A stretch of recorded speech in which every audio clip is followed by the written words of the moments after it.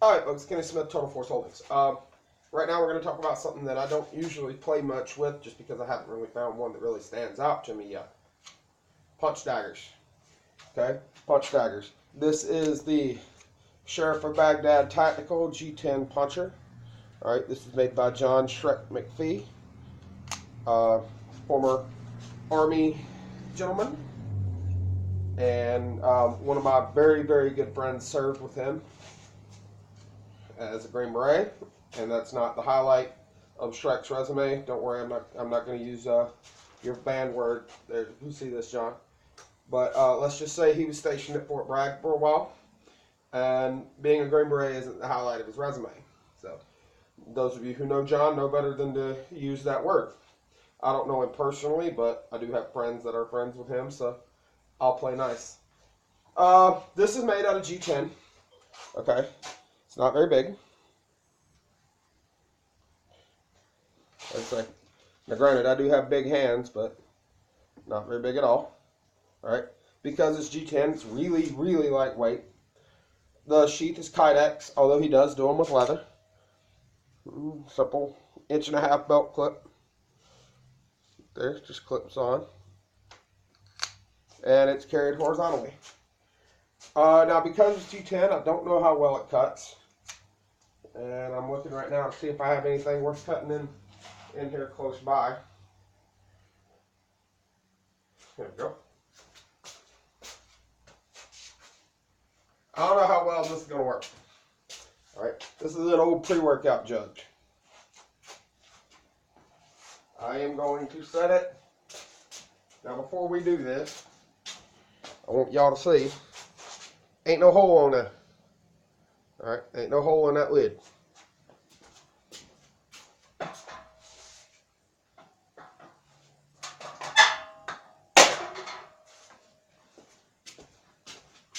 Okay?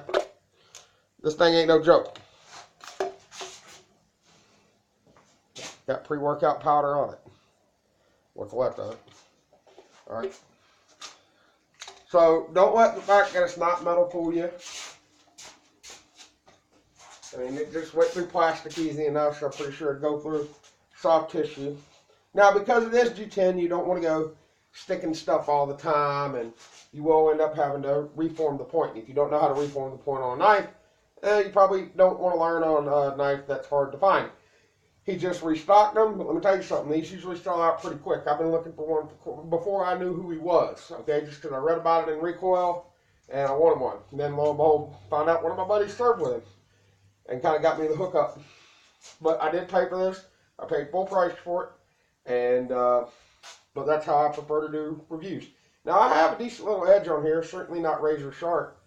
Will it cut? Let's find out. Alright, this is an old spider wire fishing line container. I'd say it seems cut pretty good. Alright, well, maybe it's just ripping it. Either way, it's doing what I want it to do. It's separating pieces, okay? So, they're about 60 bucks. Now, there is, if you get the leather sheath, I don't know how he makes them, but if he sews it, there's a unique aspect to this. And probably not something I need to go over on the internet. But understand, this is G10. It is not metal. So, all kinds of good stuff you can do with it. How do I use a punch dagger? I'm glad you asked. You box with it. Alright? Throw that jab out there. Throw that hook. Lead uppercut. Can you cut with it? Sure. I mean, I wouldn't suggest trying to slash with it. I'd use it strictly point based. Alright, so now my jab, my hook, my lead uppercut has some penetration to it. Simplicity in itself. Yank and box, okay? Shipping was extremely fast. From the day they processed my invoice, I think I had it in 2 days. But they're shipping out of Fayetteville. I'm out of West End, so it is what it is. I'm only an hour away. But from the time they processed it, I mean, it was a matter of hours from the time they processed the invoice to the time they put it through shipping. So, can't fault that at all. But when you look at it, it is a typical chisel grind. It is flat on one side and beveled on the other. Okay. And if you look at the gripping surface, okay, it is stacked. The flat side is very, very thin. Okay. And it's built up on the tapered side. Fits between your two fingers really well. I put mine between my trigger finger and my social finger. Can you put it between others? Sure. I mean, I wouldn't, because if you look, that angles the blade. Okay. Whereas when it's between my fingers, those are the knuckles I'm ideally going to hit you with when I'm throwing punches anyway, and the point's right between them. So, this is the SOB Tactical, Sheriff of Baghdad Tactical G10 Puncher by John McPhee. They're about $60 or so, somewhere in that. I think that's what I paid for it, like $67. If you need to resharpen them, it's easy to do. I'm pretty sure I could put a better edge on here, but I just haven't put the effort into it. Probably need to do that. And as you just saw, they're a pretty good sticker. These things weigh like nothing. All right, it's not much heavier than my Scallywag aluminum dagger, which in the sheath is like 2 ounces. So I mean, if it's quarter pound, that's probably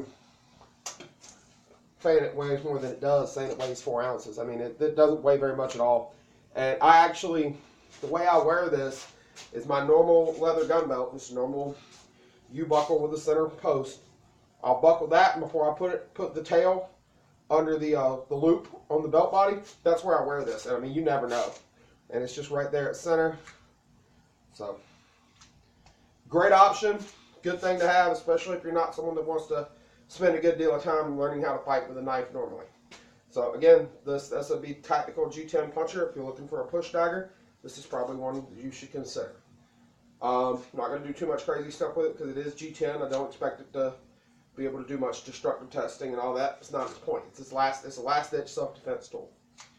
Well, I hope y'all enjoyed that, and if you're considering looking for one, just get on Google and look up SOB Tactical and check John out, and look up the G10 Puncher. Y'all have a good day.